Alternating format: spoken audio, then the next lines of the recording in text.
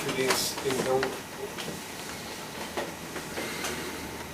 alguém me perguntou sobre o destino das almas, né?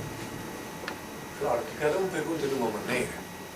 Tem uns que perguntaram o que é a alma penada, outros que me perguntaram como é que as almas podem para o além, outros a diferença entre alma e espírito. E não faz a pergunta, às vezes a mesma pergunta de forma diferente. Então, de veras isso é uma coisa que chega a ser inquietante, né? Também teve um juiz que perguntou para mim a diferença entre os espíritos iluminados e os espíritos de baixas esferas e como medir os espíritos. Então tem tantas perguntas que me fazem, então eu vou resumir tudo numa só. Existe a chamada alma penada. Por que ela é penada, como bem diz o nome? Porque ela cometeu muitos delitos aqui e ela não consegue, por causa do peso dos pecados, subir. Então ela fica aqui na Terra tentando achar um corpo para se abusar, para dividir com esse corpo a agonia da purgação. Essa é chamada alma penada. Você vai num bar, tomar um aperitivo e sai lá, bêbado e falando diferente, mudando de hábitos, porque incorporou um espírito em ti, né? E daí depois tua família fica assustada. Como é que pode? Ele voltou diferente, depois nunca mais muda.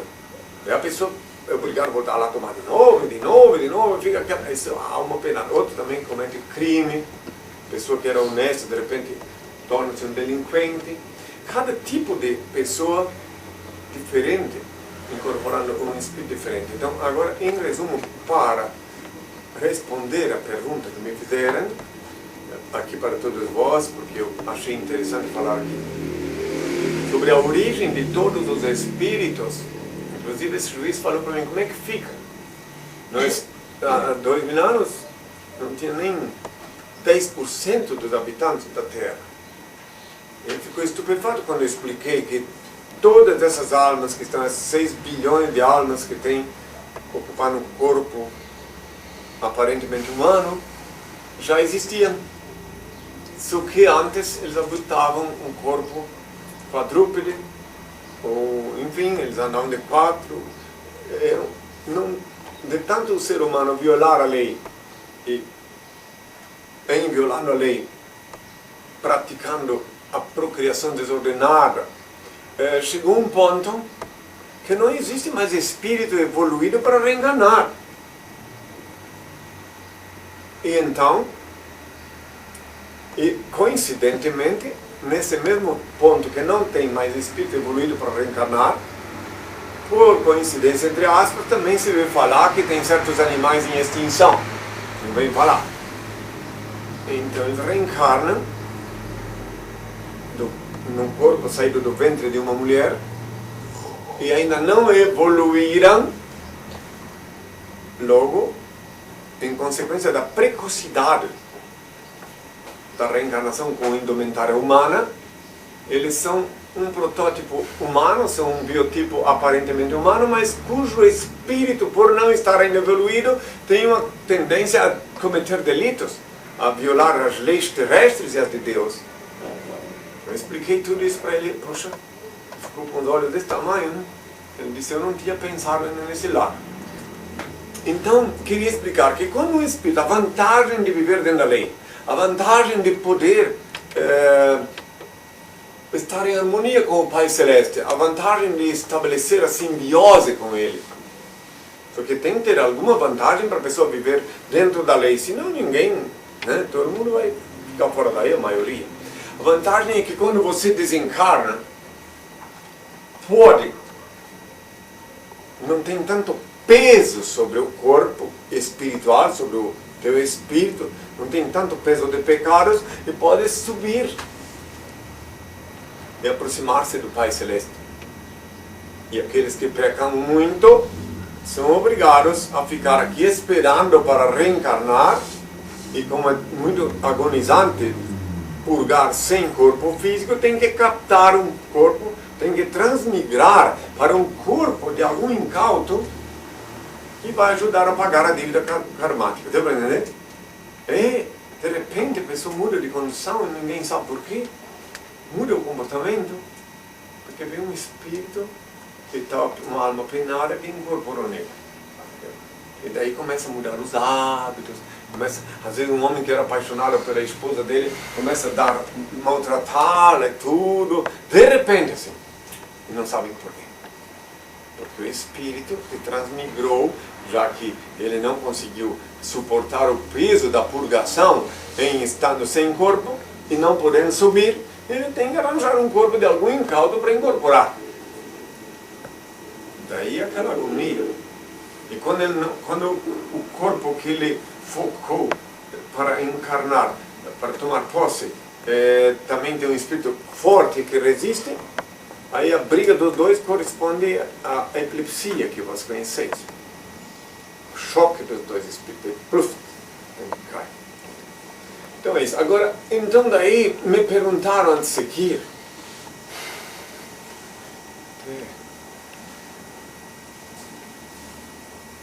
Lá em cima, e se consegue subir, como é que fica lá em cima, me perguntaram. Vai lá com o Pai Celeste.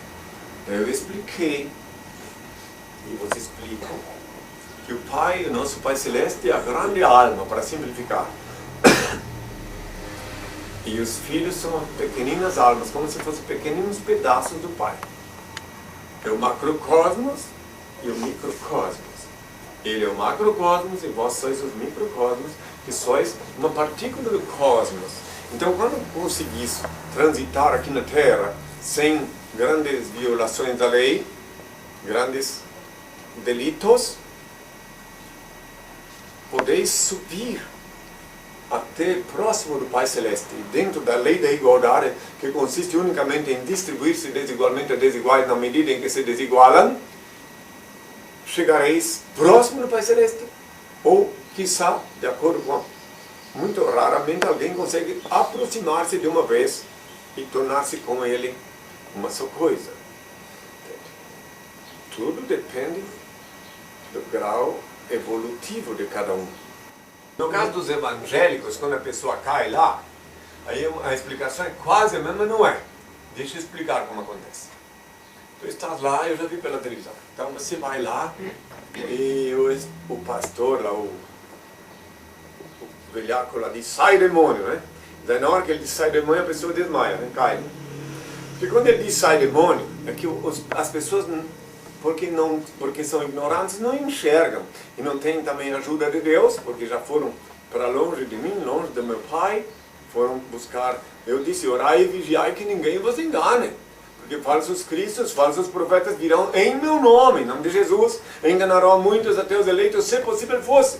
Então as pessoas que se deixam enganar e vão lá, por ver que eles se vinham em meu nome, em nome de Jesus, eu vim com meu nome novo, Indre, para diferenciar-me deles.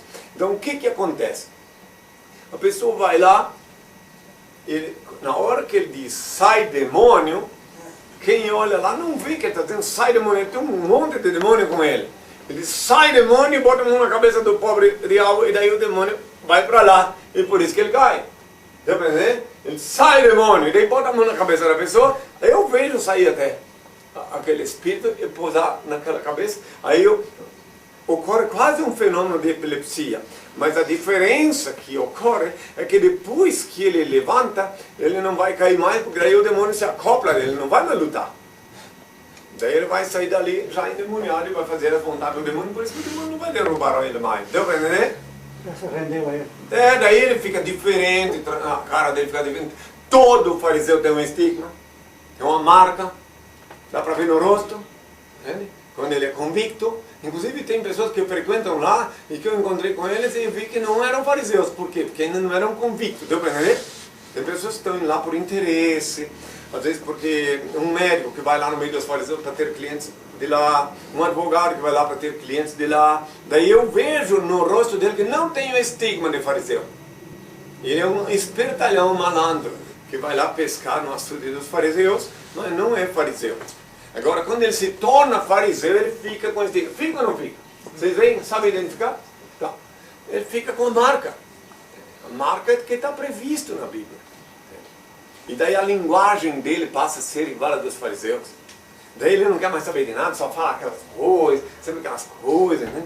É diferente do que eu faço com vocês, que eu não vos obrigo a falar só sobre mim. E vocês podem falar qualquer assunto com qualquer pessoa. Agora eles não. Depois, ai Jesus chega em casa, quer converter parentes, quer converter tudo. Ao contrário, que eu mando vocês evitar de falar para os parentes. Porque eu sei que se falar para os parentes, já diz que vocês estão loucos. Então, evitar. Evitar de... Porque eu disse há 2 anos que quando eu voltasse, eu disse, não pensai que eu vim trazer paz à terra, não venho trazer paz, mas espada, porque vim separar o filho da mãe, a nora da sogra, e o inimigo dos que crerem em mim serão seus próprios parentes. Eu sei que isso é assim, porque quem ama a luz não se coaduna com as trevas. E quem ama as trevas não vai se coadunar com a luz. Então, numa família, às vezes, é um milagre quando uma família tem mais do que uma pessoa que consegue ver a luz. É um milagre, porque geralmente quando acontece esse fenômeno, até aqui no caso do meu pai, tem umas pessoas que são parentes biológicos, mas é muito raro, porque está previsto na Bíblia, inclusive, que eu disse que um será tomado e outro será deixado. Está previsto. Por quê? Porque um fica lá, porque é de lá. E outro vem para cá porque é daqui. E muitos serão chamados e poucos recebidos. Vocês são testemunhas. Quantas pessoas tentaram ser discípulos que não aceitei? Discípulos e discípulos. Não é para qualquer um, é uma coisa que tem que depender de Deus.